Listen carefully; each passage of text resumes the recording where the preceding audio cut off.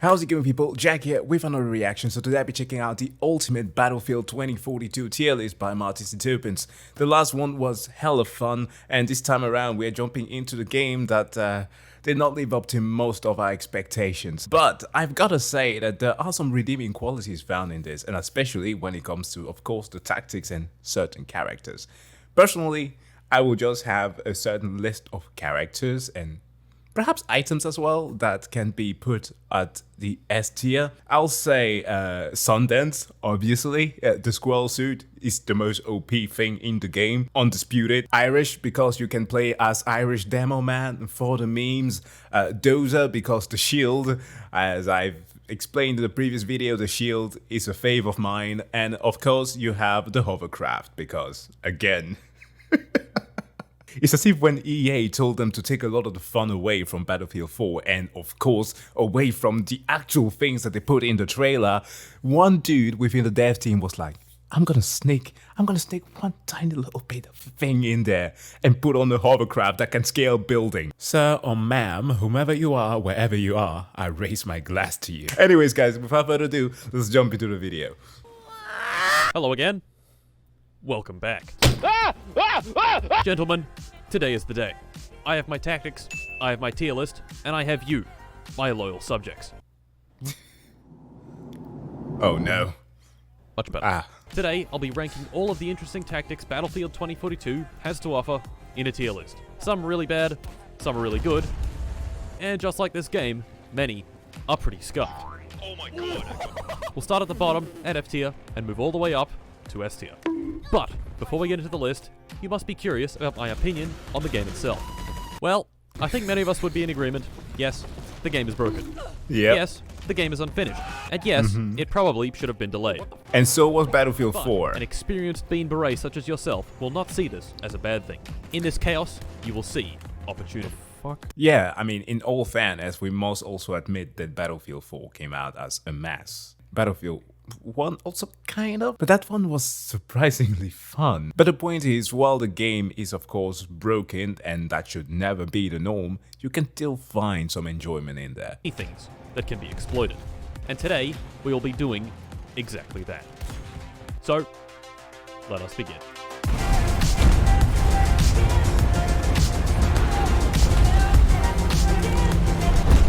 Toxic Avenger is always a win. And starting us off, once again, we have the long-range sniper. Last video, these guys were at the bottom of the list, and here they are, yet again. If I go ahead and search long-range sniper in my YouTube comments, you'll see a bunch of whiny bitches claiming that it's about aim, and that their KD is high, or that snipers are meant to be in the backline, because that's what they do in real life. Yeah. Battlefield. Real life. Just like real life. Give me a fucking break. No. Using a sniper rifle in this game is actually quite fun. So why you would choose to go way beyond what is a reasonable range is completely beyond me. You can't even spot people at that distance, and you don't even get a bonus for shooting them in the head. F tier. Next up, Raid Shadow Legends. I am not joking. This video is sponsored by Raid Shadow Legends, the greatest RPG PvP mobile game to ever exist in the world. Shadow Legends. There exists a whole bunch of angry people. A whole 600 different champions. Do you think I can count that high? No chance, buddy. There are big boys. There's this guy. There's Alexander Kostiliev, superstar Counter-Strike player from Team Navi. More on him later. And best of all, you can download it for free with the link in the description. I think that Raid Shadow Legends, like most...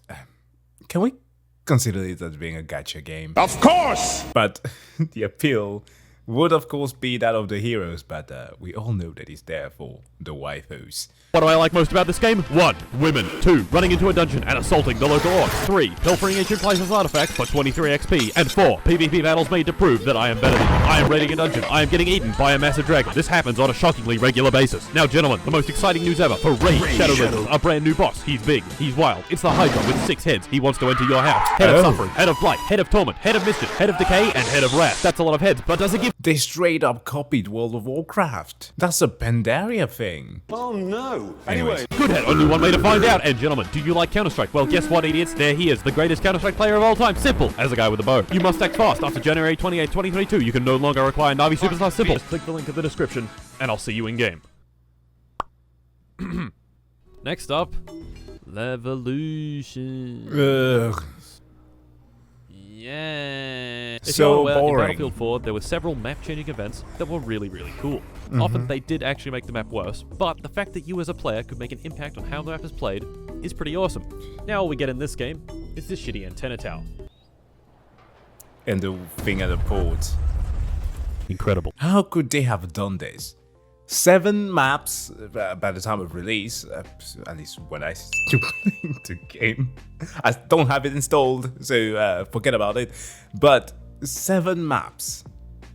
2 I don't even know if you can call that Levolutions. What went wrong? Shoot the supports and it falls down. All these signs. Blow them up and they fall down. Wow. Or the side of the ship, interact with these 2 things and it opens up. It's just lame. Battlefield 4, a game that is 8 years old and also released in a completely buggy mess, still managed to figure out massive scale destruction. And this game just has this. Hooray. Kind of just sad. F tier.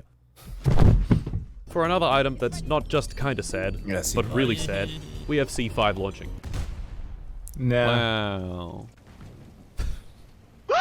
For those who don't know, in Battlefield 4, you could set off a bunch of C4 underneath a friendly vehicle and send them absolutely flying. Yeah. In the build-up to the release of 2042, they showed this in the advertising material for Battlefield Portal. I know. Where is it? And on release, we got this. 3, 2, 1, go. Oh, wow. Oh, fuck. You went up hopping like what, 20 feet? Are you fucking kidding me? It was literally in the trailer. What the fuck? Ah! F tier. Yeah. They played And us like for a our damn final F fiddle. tier item, drum roll please. Hazard Zone. In its current state. It is just plain boring. What is the point? Playing Hazard Zone is a complete waste of time. For those who don't know, Hazard Zone is in a similar vein to games like Escape from Tarkov. Basically, you insert it as a character of your choosing, pick a loadout, shoot a bunch of AI, maybe shoot the players, extract, and that's it. All of it. There's no base building, nothing to work towards, no special unlocks, nothing. Basically, there is no reason at all to play this mode, at least in its current state. I wanted to get a clip of us winning a game of Hazard Zone, but I just couldn't. Not because our aim was bad, or our positioning was bad. No. We couldn't win a game of Hazard Zone because we couldn't fucking play one. Every time we queued up, we'd get into this screen, someone would get booted, and then we'd return to the menu. Oof. F tier. Yeah. I get Starting that. us off with D tier, we have the hacker man, Rao. As you can probably guess, he can hack stuff. Whee! Now, I do think there's some potential with this ability, but in its current form, hacking is pretty bad. On paper, it sounds alright. Hack an enemy vehicle to disable the HUD, disable countermeasures, and disable weapons for about 10 seconds. You can also hack enemy players to disable their HUD and spot their teammates nearby, But it leaves but you it has wide a major open. drawback. Hacking stuff takes around 5 seconds to complete, and during this painfully long window, you just sat there with no weapons, watching your finger go beep beep beep beep boop boop boop in line of sight of a dangerous enemy vehicle. One strategy I did try was hacking helicopters. This disables their flares, which means I can shoot it down with an AA missile. Problem is, the helicopter gets a warning that it's being hacked, so it just flies away. Hacking tanks is also kind of useless, because once it's hacked, what do you do now? If you want to run up to it and throw some C5, it can just drive away. And like, what was stopping you from C5ing it in the first place? Kinda dumb. If DICE is listening, I reckon a fun thing that hacking could do would be randomizing the movement piece for vehicles. It would create a lot of confusion, and be kind of funny. That is actually pretty smart. AT mines.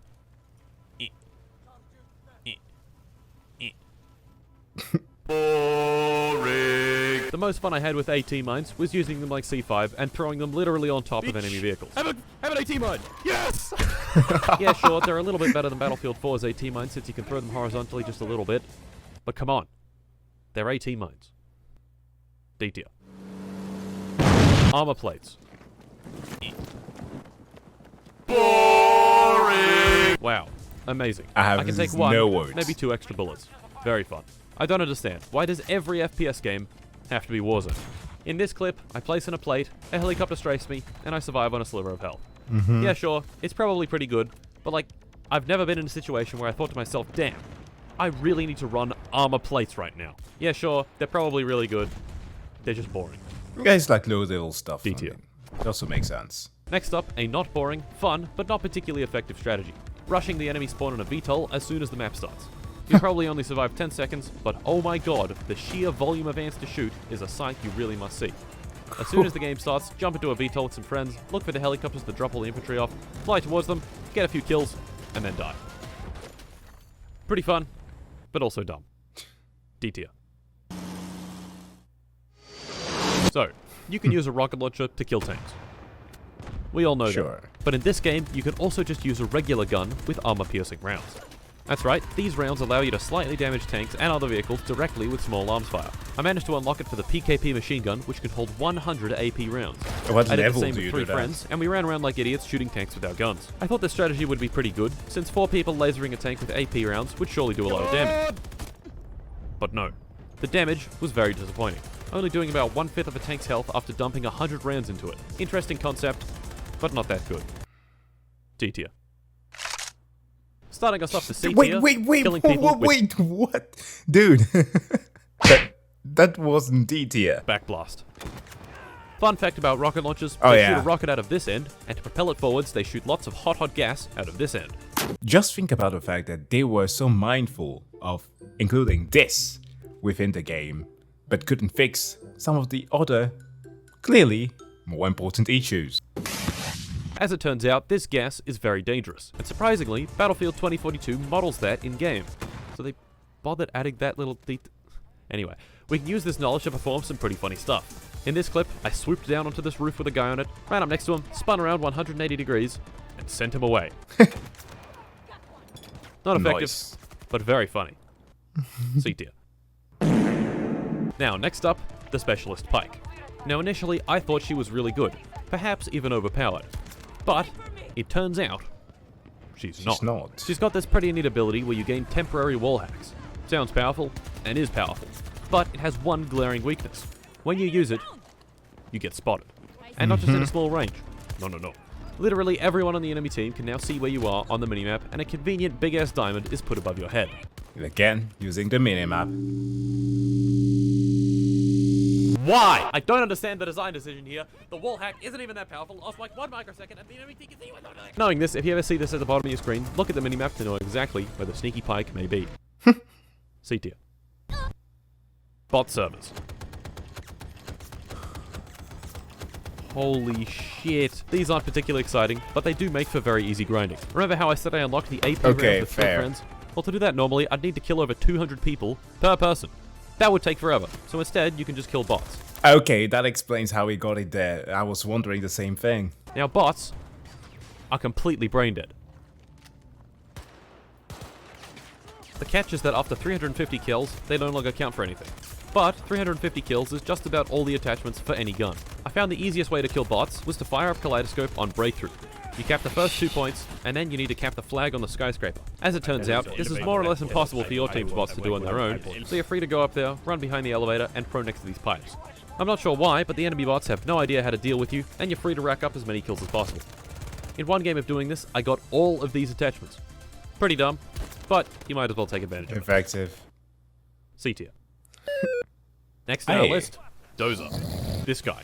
Oh He's got my some good god. resistance against explosive damage, and has this, a ballistic shield. Hell yeah. Now, I was under the impression that the ballistic shield would be pretty shit like it is in Battlefield 4, Nope. but it's actually pretty fun. For one, you can sprint with the shield, and it's still pointed towards the enemy. It Bunking can magically maneuvers. reflect bullets right back at people, and best of all, it's a one-hit kill if you whack someone with it. These 3 things combined make sprinting at people pretty funny, and could result in you getting a few kills here and there. In this clip, this guy sees me, pulls out his rocket launcher, shoots me in the feet, I don't die because of the explosive resistance, and then I bop him on the head. C tier. Oh, it should And have finally, been S. for our last item in C tier, the tuk-tuk. Okay. In my playtime of this game, I've managed to run over 2 people with it. It's very weak, it's very slow, but most importantly, it's very fun. C tier. Gentlemen, we've arrived at B tier. And to start off B tier, we have Dog. Robot Dog. The Robot Dog. Daft Punk. If you ever come across an enemy robot dog, you'd know that they are incredibly annoying. You can dump an entire mag into them, and they'll still be there, just chilling. There's really no downside to calling in a dog if it's available, and if you're lucky, it might even get a few kills. B tier. Now, as we all know, I love stabbing people in the neck, looking them in the eyes, and softly whispering in their ear as life slowly drains from them. Sleep. I mean, she seems at peace. I'm sure you do too, and this tactic is exactly that. Melee only. In this game, stabbing people is quite fun. It kinda looks like punching people in the head, which, as you can see in this clip, I enjoy very much. Fucking just stab him in the head! Just stab him in the head! Just stab him in the head! Why is it not hitting? Simply stab him. Just stab him in the head! For optimal stabbage, I'd recommend running Sundance, wingsuiting around, sticking a spawn beacon behind somewhere cheeky, and attacking people from the rear. Okay, didn't use that, but just... B tier. I mean, that's what I said. Sundance should have been just to win. So I suppose that he's going to be putting uniquely the wingsuit tactic at S tier, because that's what I would do. Next, we've got Irish. Who isn't Irish? He's a former US Marine, fighting against the US Russians. as the Russians. Oh, yep. He's got this wall thingy and this trophy system that can destroy projectiles. These walls are actually really good, especially because you can see through them without getting shot through them. Yep. He's not particularly exciting, he isn't Irish, but he's pretty good. B tier. I was born on a Dublin street where the lion... And for the last B tier item, we've got the Lat V4 Recon. Now, the default loadout on this thing is okay, but doesn't really live up to its true potential. Once you get enough kills with the minigun, you unlock the 30mm cannon. Now, this thing is incredibly busted. This is how it's meant to be done. Tearing across the massive sand dunes of Doha, blasting the shit out of anything that moves is truly something you must experience for yourself. B tier. Moving up to A tier, we begin with the hovercraft. Yay! Yep. Oh, come The on, vehicle really? everyone and their dog has been... Oh, hold on. B... I mean, it's nice that he brings it up, but B... complaining about. Honestly, as far as OP vehicles go, it's okay. It's pretty strongly armored, has a good minigun, is very fast, it's very difficult to drive, but most importantly, it can do this. Honestly, Bet your guys, ass. if you're listening, please keep this. I've taken down helis with that. Get 'em, boys! A tier. Next, we've got two characters that share the same niche, Falk and Angel. That's These fair. two are both medic-style characters that support your teammates. Falk can heal teammates and revive them to full health, and Angel can give people armor and ammo. I'd say Angel is a bit better, but they're more or less the same. Oh, and also, Angel's voice lines at the end of the game are comically bad. Yeah, Angel does it again. Wow. Good one. A tier. Boris.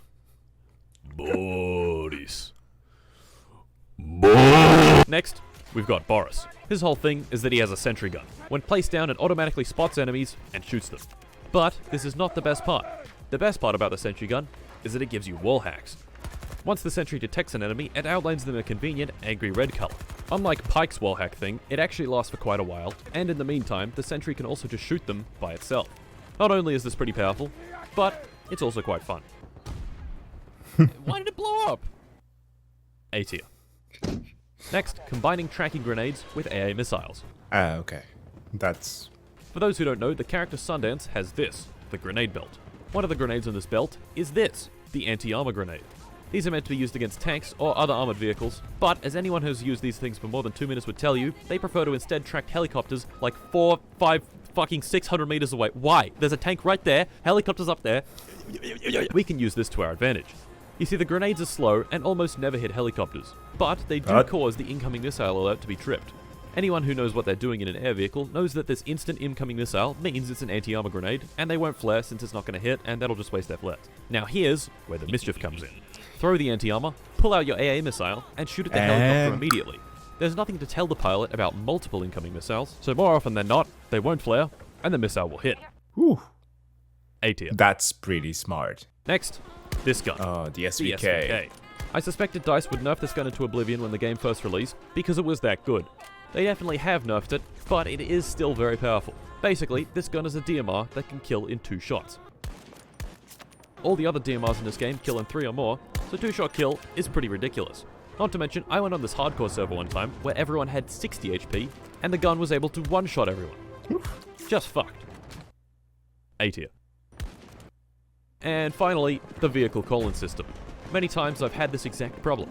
I've captured an objective, shot a bunch of dudes, and everyone's dead. Now what? I don't really want to run all the way to the next objective. That would take forever. So instead, I whip out my tablet and call in a recon vehicle. This system is pretty great, and allows for some extra spicy stuff, like calling in big vehicles on top of skyscrapers. Seeing as there's no more C4 launching, this is the only way you can do this now. The Just Cause method. A tier. We're done with A tier. Now begins the truly great strategies. Okay. You may remember in my Battlefield 4 video, I mentioned using the jet as a battering ram and smashing into the enemy at incredible speed. This item was placed nicely in C tier. Not particularly effective, but definitely pretty fun. Well, in 2042 it's gotten significantly better because of one simple change. You see, when the game starts, everyone is forced to spawn in. If you're in a vehicle, you'll get spawned in that, but if you don't choose anything, you get dropped in on a helicopter as infantry. Most people find this quite annoying, but I like it for one main reason. These little ants the helicopters drop off are our targets. As soon as you can, grab the jet, wait for the game to start, locate the boys, and plunge into victory. Let's go! In this clip, I managed to kill 13 unsuspecting ants with this dumbass strategy.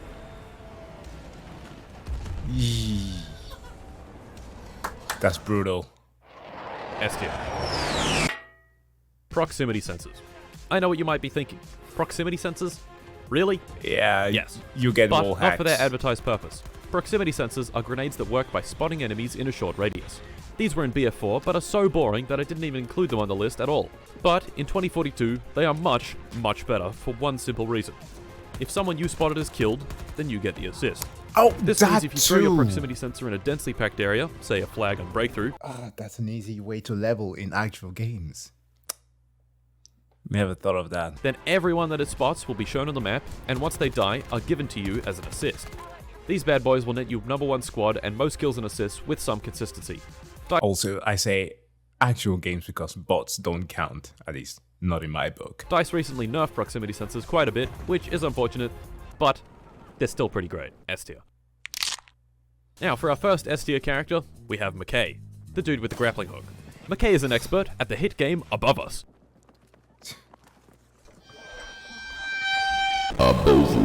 I'm sure many of you saw this coming, and for good reason, because grappling hooks are cool. There are almost endless situations where getting above the enemy would give you a massive advantage, and the grappling hook lets you do exactly that with ease.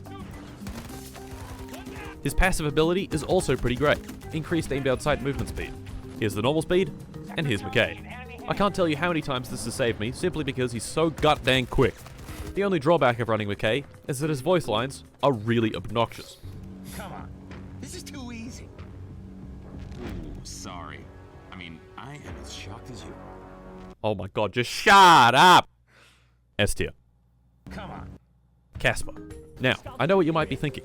Casper? The drone. Really?